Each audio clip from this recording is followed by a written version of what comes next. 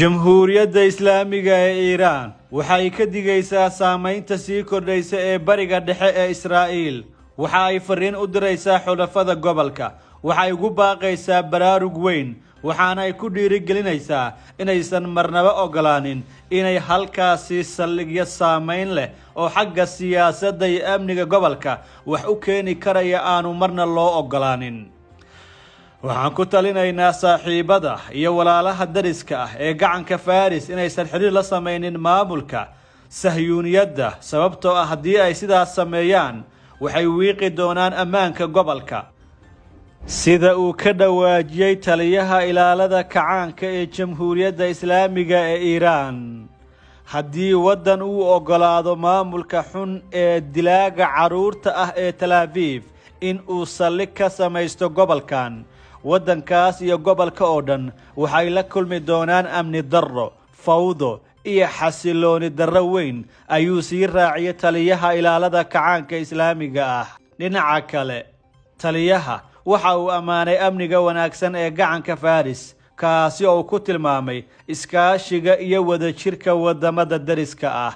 digniintan ayaa timi 2 maalmood kadib markii ra'iisul wasaaraha Israa'iil uu booqasho ku tagay Imaaraadka, taasoo u dhiganta safarkiisii labaad oo rasmi ah oo ku taga dalka gacanka Faris tan iyo markii labada dhinac ay si rasmi ah u caadiyeeyeen xiriirkooda sanadka markii uu ahaa 2020. Bahrain, Morocco iyo Suudaan waxay ahaayeen dalal kale oo Carbeed oo caadi ka dhigay xiriirkii ay la lahaayeen Israa'iil. dhammaan waxay hoos imaanayeen waxa loogu yeero Accords Abraham oo uu dabada ka riixayay madaxweynihii hore ee Mareykanka Donald J. Trump. arbacadii la soo dhaafay hogaamiyaha sare ee kacaanka islaamiga ah Ayatollah Sayyid Ali Khamenei ayaa mar kale uga digay dowladahaas inay caadi la noqdaan Israa'iil, wuxuuna saadaaliyay inay ku dambayn doonaan inay ka faa'iidaystaan nidaamka gumaysiga ah. dowladaha Carabta iyo kuwa aan Carabiga ahayn ee u dhaqaaqay inay caadi ka dhigaan xiriirkooda maamulka sahyuuniyadda, kana soo horjeeda rabitaanka dalalkooda iyo rabitaanka Mareykanka, waa inay ogaadaan in isdhexgalkaas uusan u keeni doonin wax aan ahayn ka faa'iidaysiga gacmaha nidaamka sahyuuniyadda, ayuu yiri hogaamiyaha jamhuuriyadda islaamiga ee Iiraan.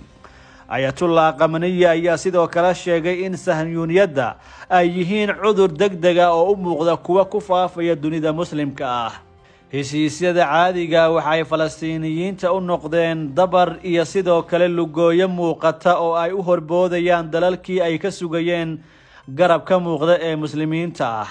jamhuuriyadda islaamiga ee Iiraan isku dayada caadiyeynta xiriirka wadamada kani waxay u aragtaa fal aan marna u horseedaynin gobolka isdhexgal habboon, dana iyo dunwadaag siman, iyo in ay saacideyn karto qadiyadda dheer ee Falastiiniyiinta ay guyaalo fara badani la daalaadhacayaan in ay ka gungaaraan guushooda. heshiisyada caadiyeynta ee Carabta iyo Israa'iil waxaa hormuud u ahaa oo buddhiga u ahaa maamulkii hore ee Trump ee looga adkaaday doorashadii ugu dambeysay oo uu ku soo baxay hogaamiyaha hadda haya talada Mareykanka Joe Biden. inkastoo Washington hadda uu maamulo Biden, iyaduna si muuqda ay galaangal wax ku oola ugu leedahay saameynta siyaasadeed ee bariga dhexe, haddana waxaan la xaqiri karin inay mar walba u janjeerto docda iyo Tel Aviv. Carabtuse docdooda weli ma aysan raadin xal iyo xeelad quman oo hagi karaya danahooda istiraatiijiyadeed iyo tallaabooyinkooda ku xiran badqabka bulshooyinkooda caalamka.